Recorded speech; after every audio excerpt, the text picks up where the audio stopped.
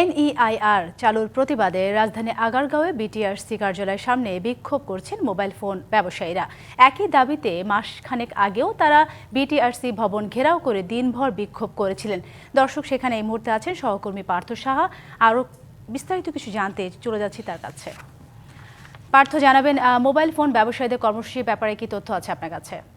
সাথী, আমি এই মুহূর্তে কিন্তু বিটিআরসির যে কার্যালয়টি রয়েছে আগারগাঁও, এই জায়গাটিতে অবস্থান করছি। কিছু সময় আগে বিটিআরসির যে ভবনটি রয়েছে আগারগাঁও, এই জায়গাতে কিন্তু এনইআইআর যে পদ্ধতি সেটি চালু করার প্রতিবাদে এই জায়গাটিতে বাংলাদেশে যে সকল অবৈধ হ্যান্ডফোন অর্থাৎ মোবাইল ফোন ব্যবসায়ী যারা রয়েছেন তারা কিন্তু দীর্ঘদিন ধরে তারা আন্দোলন করে আসছেন যেন এই যেই পদ্ধতি এটি যেন চালু না করা হয়। মূলত এই আজ রাত 12টার পর থেকে কিন্তু এই এনইআইআর যে পদ্ধতি অর্থাৎ অবৈধ মোবাইল ফোন বাংলাদেশের নেটওয়ার্কে ব্যবহার করা যাবে না এবং বিক্রির যে বিষয়টি, যখন ব্যবহার করা যাবে না তখন বিক্রির যে বিষয়টি সেটিও আসলে বন্ধের যে নিষেধাজ্ঞা সেটি কিন্তু দিয়ে আসছিলেন বিটিআরসি। মূলত আজ রাত 12টার পর থেকে কিন্তু সেই প্রক্রিয়াটি কার্যকর হবে। এই কারণেই কিন্তু আজ দুপুর 2টা থেকে এই বিটিআরসি যে কার্যালয়টি রয়েছে আগারগাঁও, এখানে কিন্তু অবৈধ যে মোবাইল ফোন সেই মোবাইল ফোন ব্যবসায়ী যারা রয়েছেন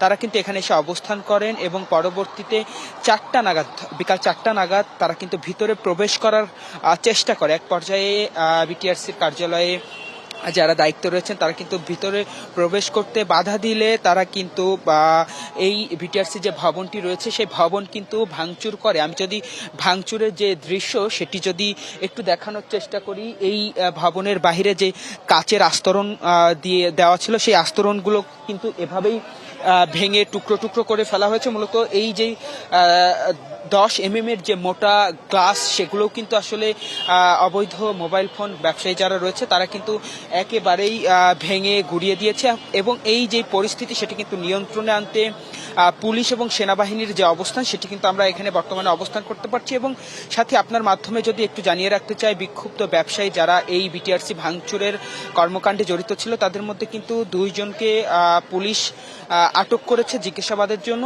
এবং এই যে পরিস্থিতি সেটি কিন্তু পুরোটাই এখন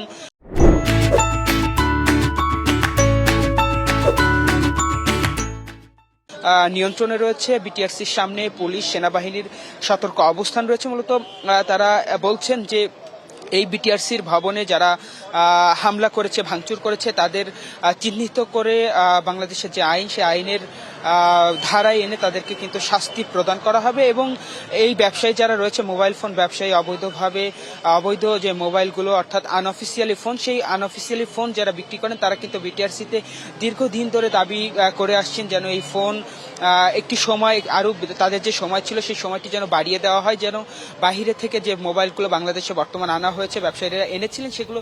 অসংখ্য ধন্যবাদ আপনাকে আমাদের সাথে যুক্ত হওয়ার জন্য।